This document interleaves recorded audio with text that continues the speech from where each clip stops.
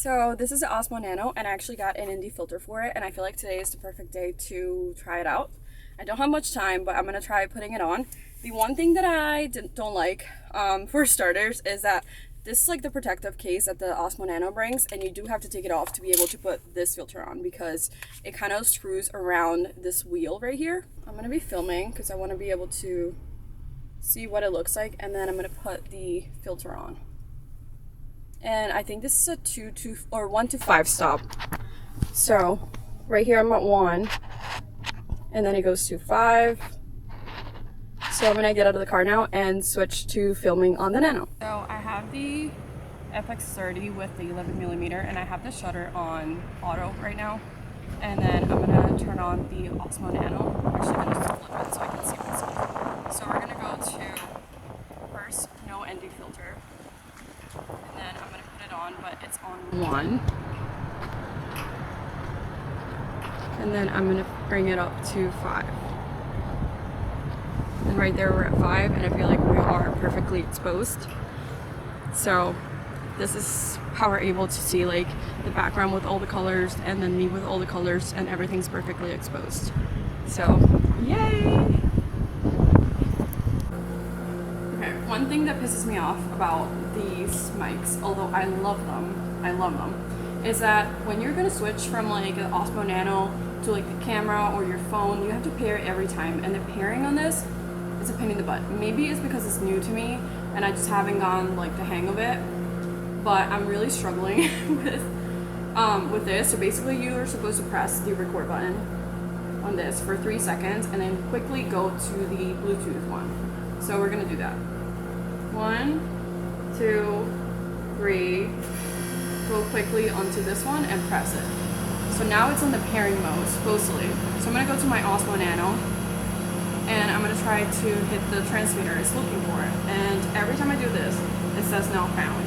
I'm right now on 3900 Kelvin, and I really want to see taking a picture of this. I'm pretty sure I can't do it on camera, so I have to stop recording and do it, but we're gonna see on the next clip where it took me to. Okay, it took me to 2900. I feel like that's more true. So I was like a whole 1,000 off. But I did it on purpose because I really want to like try this instead. But I feel like sometimes it's unreliable, and I found that when my screen turns green, I'm probably just too close to the subject, and it's not, the camera isn't able to like read the whole room. So you just need to like step back a little and put the cap a little further back, and it'll work for you. It won't turn green, I promise. Okay, I guess it's not gonna work today, so I'm turning the Osmo Nano off. I'm giving up, but I am gonna plug in these. So I'm gonna turn it all the way off, and I'll show you the transmitter first, or the receiver, and then we're gonna plug this into the outlet and put it right on top of the camera. We are connected. I wish I could show you. Maybe the screen is like wide enough for me to actually show you the screen while it's plugged in. I'm talking and you can hear like the sound and stuff. Can't put it any further back because obviously it's attached to the screen. I have this little cover on it, and it's pink, and I love it. Back here we have the magnet. This magnet is so strong, but you also do have the option for this clip. So that's cool. And we do have this that connects through like this little stick right there. I don't know, it's like hard to see, so it just plugs in. So very, very cool. So I'm gonna put it very close to my mouth, and then I can see my audio levels right on the screen as I'm filming, which is really cool because I know I'm not peaking, but it also has like a control where no matter how loud you speak, you're never actually gonna peak and hit that because it controls the audio gain. So really cool stuff. But I really want to show the Osmo Nano.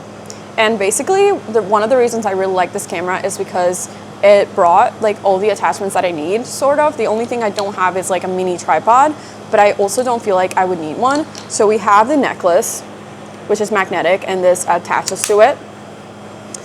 We also have the suction cup, which is attached to it. And I pretty much leave this one on like all the time when I'm using it, because since I don't have a tripod, it's just easier for me to like stand it like a table or something like that. And then also we have this one for a hat, which I haven't used yet. Okay, so here's the ND filter. I think this one is from Freewell. I can't remember exactly, but I'll probably like drop the link somewhere or the name. And this is pretty like rugged, and you can like place it on things, and I feel like it's like very well made, but it does have a protecting case, but you do have to take it off to be able to put the ND filter. So that's one thing that I really don't like, because even though it's like sturdy and everything, I feel like there is a reason why DJI gave us this little protecting case. So you kind of have like the camera on its own, and here is the 125 stop ND filter. So once we have that, we're gonna place it around this little ring right here. And we just place it like so. And then on the side, right there, it tells you like where we're at. So we have it at 5 or we have it at 1. And I just did a little clip like quickly before I came into work, and it worked well. So I'm pumped and I'm excited to be able to use the Nano during the summer and for more activities outside where I know the sun's gonna be blasting and I'm gonna need something else. But if I don't have this, then I have to kind of leave it with me like at all times. So I feel like that's true for any ND filter. Like you kind of have to have something to take it off. But this is like how it looks with the whole thing. It makes the, like it's kind of like over the ring, and I feel like this is very easy to also lose because it's not magnetic. It just kind of like sticks to like the, I guess the lens. So just gotta be careful. I feel like if it takes a hit, it's probably just gonna get off camera. I don't know how sturdy it is to not break, but it will definitely like fall out of your camera. But yeah, cool. And then obviously I can't attach it with this because it won't fit, because this is like so narrow that it covers that wheel that we need to attach it. So right now I like have all the accessories on the DJI Mic 2 case that it brings, and so I'm just gonna keep having everything in there, and the camera I just have it out in my bag. Anyways, I am so close to buying the FX3 and I'm very pumped, and I think one of the lenses, or the main lens that I'm gonna have on it, is probably gonna be this one. This one is the 35 1.4 G Master by Sony. And this is a beauty. It's my #1 go-to lens for weddings, and I love it. I love how the images it produces. I love how quick it is to focus. It's great for video, great for photo. And 35 is by far, I think, one of my favorites focal points or focal lengths. If 35-85 is usually what I shoot.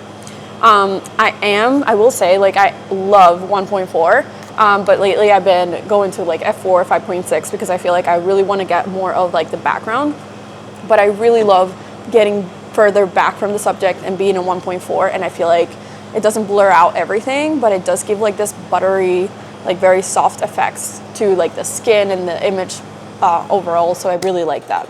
I don't really mind having like a wider photo and having my subject very small. So I feel like that's where a lot of people kind of, they kind of like get, you know, weirded out by that. But I also get really close to my subjects as well. Like I don't mind getting like right upon people's like face and like take a photo. So I feel like it all depends on like your style of shooting, who you are, and what images you're trying to get. Something that does happen to me with Sony is that you have your aperture here, and very quickly it switches to 16 and I don't notice it.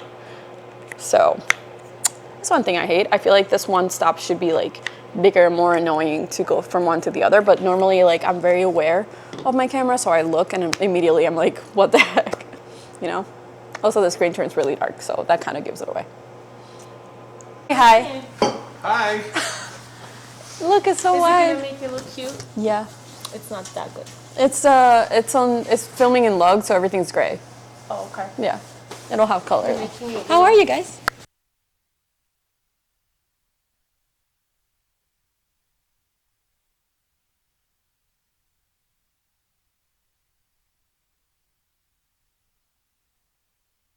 Okay, so I just linked it back up. I'm having a lot of trouble trying to get used to this mics, but I finally linked it back up to the transmitter or receiver on the camera, and it seems like we're working. When I plug it back into the Osmo Nano, I feel like I'm gonna have issues again, but I feel like the easiest way that I've found to do this is to ignore the record button and just kind of go to the Bluetooth and press it when I'm using the Osmo Nano until it blinks blue. And then when I have it on the receiver, I hold the record button for 3 seconds, and then once the Bluetooth once it turns green, because when it turns green, it's going to be connected to the actual receiver. When it's blue, it's on Bluetooth mode. So just remember that. It makes your life so much easier, and I feel like that's a way that I've found that it works. So I have about the 11 millimeter right now, and the reason I got this lens is because I was shooting with the Sigma 18-50 before this one, but I sold it because I feel like 18 was like, is it like a 35, 36-ish millimeter? So I needed something wider, and I'm so happy with this one. I think it ends up being like a 16 point something on the FX30 since it's a crop sensor. But I am so happy with this new setup for like vlogging, and I feel like I'm able to create so many things, and I have the camera so close to me, and still I'm able to see like everything behind me. So very happy with this decision. And the bokeh on it, obviously really good because it's 1.8. Don't feel like I'm going to be using that all the time, but it's nice to have that option. And right now I have the shutter literally on auto.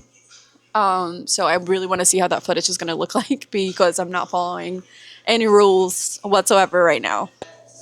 All right, seems like I wasn't recording that whole time, but basically I have the 11 millimeter on the camera with my mini tripod, which I will tag as well. And then I'm using the Osmo Nano paired to the DJI Mic 2. Took me all of the day to pair it back up because I had it paired to my computer. And I'm also filming today for the first time on the Osmo Nano as D-Log. So I really want to see what it looks like when I, graded. But I had the ND filter, which I'm also testing out today. I had it on, and this is a 125. And I just want to show you what it looks like. So this is all the way at 5. And it does like a little vignetting. If you can't tell, I don't know if I put it on properly because I can't see, but this is on 1. And then this is without it. Pretty good. So this is from Freewell. And yeah, I'm going to transfer all the footage now, but I feel so good about the setup. I love it. I finally feel like I hit the vlogging equipment right.